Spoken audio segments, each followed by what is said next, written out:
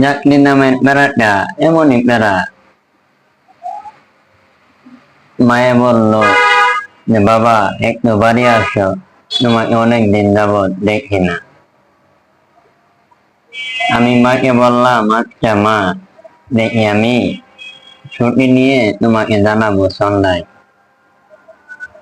কিন্তু ভাগ্যের কি পরিহাস, ছুটি পেলাম না। অফিস থেকে বের হওয়া মাত্রই আমার বাবা ফোন দিয়েছে, দিয়ে বলল বাবা তুমি কি আসতেছ? তোমার মা রান্না করে বসে আছে। কিন্তু আমি সেই হতভাগা সময়ের ব্যবধানে চাকরি ক্ষেত্রে যেতে পারলাম না, মায়ের হাতের রান্নাটা খেতে পারলাম না।